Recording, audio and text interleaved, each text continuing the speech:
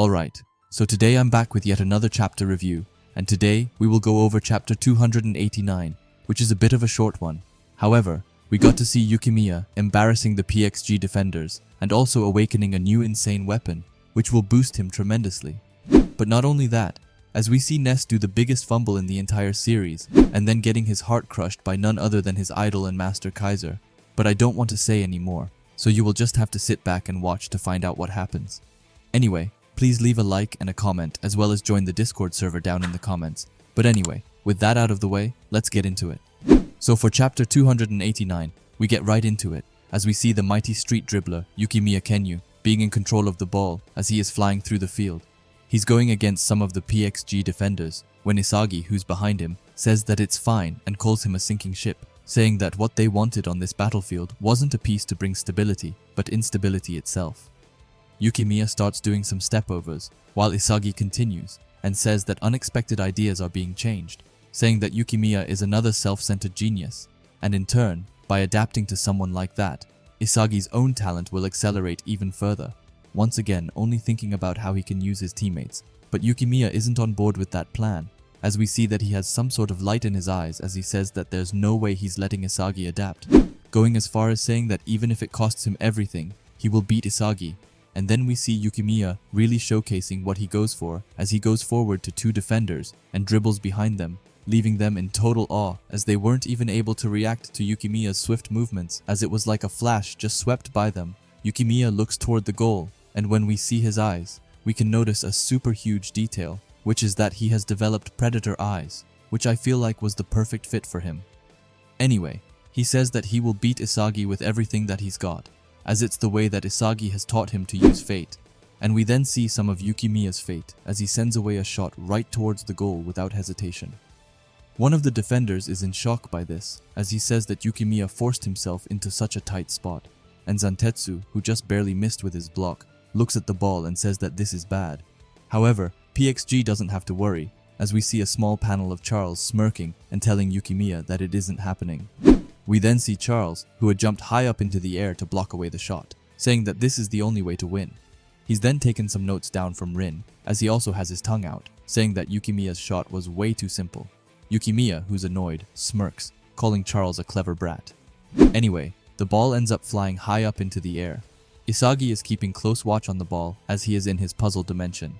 He says that it's a 50-50 loose ball, saying that he was waiting for Yukimiya to create this chance. We get a close-up on his face as he says that he can reach it. He thinks about trying his direct shot, but he then realizes that he is too far away, but at the same time, dribbling would be an even worse move. He looks left and right before saying that in this position, the best option would be to pass to none other than the magician of Blue Lock, Alexis Ness. Ness, however, just looks at Isagi in total shock as he has no idea why or what Isagi is thinking. But Isagi starts to enter his god mode again as he says that with Ness they can do it and tells Ness to become the tool that Isagi needs to win. As he says that, he zooms up into the field at a ridiculous pace, and even his puzzle pieces are falling behind him, while still Ness is just letting him wonder what to do. But it doesn't take long before he makes his choice. As he starts to dribble the ball around, Isagi looks back at Ness and is wondering what the hell it is that he is doing. But then we see what it is that Ness is trying to do as he looks left and right. If you are wondering what he is looking for, then it's of course his master Kaiser. He spots him on the right side, but to his surprise, he's completely shut down by both Rin and Shido. Ness slowly says Kaiser's name while trying to think of a way to get the ball to him, but we then see a crow coming into the picture while thanking Ness for stalling. And it's to no one's surprise that it was Karasu who came in and slide tackled away the ball from Ness. Ness, who's just gotten the ball taken away, looks at Karasu in shock, while Karasu, on the other hand, looks totally fired up as he tells Ness that his choice just now was painfully mediocre, and this leaves Ness speechless as his panel gets completely dark. We also see two small panels of both Kaiser and Isagi, and neither of them is looking particularly happy with Ness's choice, both thinking that right now, Ness is totally irrational. We then see that both Nanase and Zantetsu rush forward to Karasu as fast as they can to celebrate with him, complimenting his block. We can't leave out the speedster either, as we see Yukimiya being a bit away, but looking at the whole situation, he thinks that Ness is too fixated on what he wants to believe in, saying that right now he's being left behind by the environment and the team dynamic. Hey, it's Natsu, mid-editing here, and I just wanted to pause the video to ask you to subscribe if you haven't already, and while you're already down there, why not leave a like as well? We see Ness a bit away, breathing heavily, while Yukimiya continues as he says that looking at him now, he reminds him of his old self. But unlike himself, Ness's ego is completely disconnected from everyone else right now, straight up calling Ness a cancer killing the team's evolution. And that's just wild, calling Ness a literal cancer for the team. But he then tells Ness to change his perspective, and that anyone who can't keep up with the speed of evolution created by Isagi and Kaiser is falling behind and dropping out of relevance. After that, we get to Ness, who's in a pit of darkness, and then he suddenly hears a familiar voice calling his name out. He looks over and sees both Kaiser and Isagi looking at him with an intense look in their eyes. Kaiser's left side is covered by shadow, which gives him this little mysterious vibe to himself as he straight up tells Ness that he should quit soccer already. Ness hears this and doesn't know what to say, and it just looks like he is an ice cream, which is slowly but surely starting to melt. We then end the chapter with Isagi looking fired at Ness while having his puzzle pieces around him, and there's also a small text saying that this is Natural Selection's death game, which sounds so incredibly cool, like that line just goes so hard. Anyway, the little text at the end says an execution order from Kaiser to Ness. In this fast-changing battle, outsiders can't survive. Also, the next chapter will be called Pig, and in my leak video there was a lot of people who said that it would be about Ness, which I fully can see, but I still feel like it's kind of funny to just call a chapter Pig. But it will probably continue with the trash talk towards Ness, which after this chapter I might be fine with, as before I haven't had a problem with him, but in this chapter, he sold so hard that I can't defend him anymore. Anyway, let's start from the beginning and talk about this wonder of a chapter.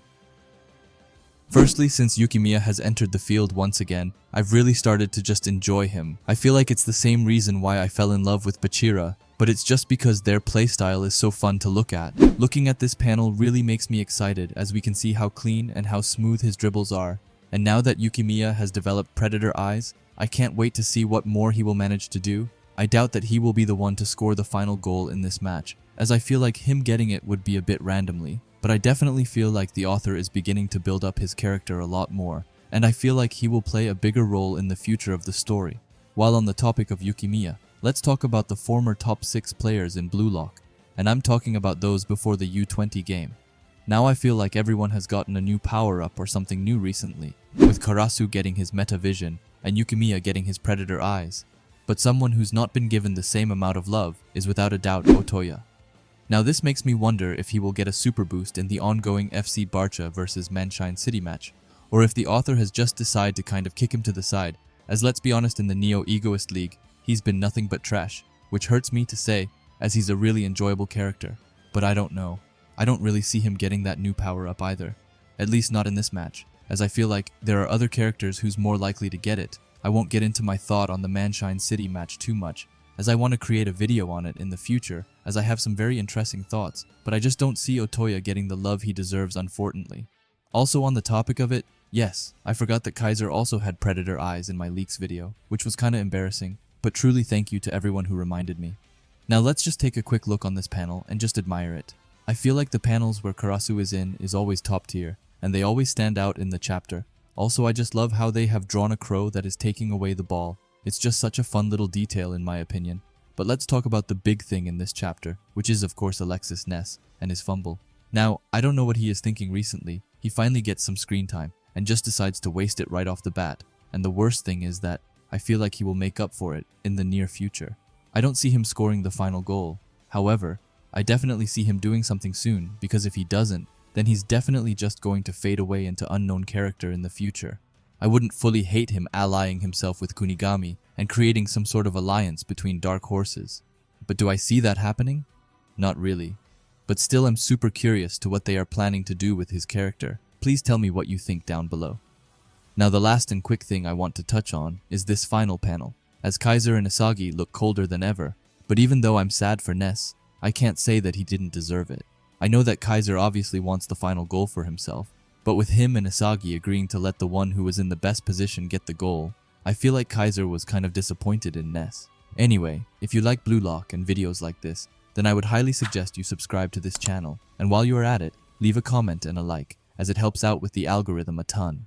And if you are curious to see another video of mine, then please watch the video that will be popping up on the screen now. Anyway, Thanks for watching and have a great day. Bye.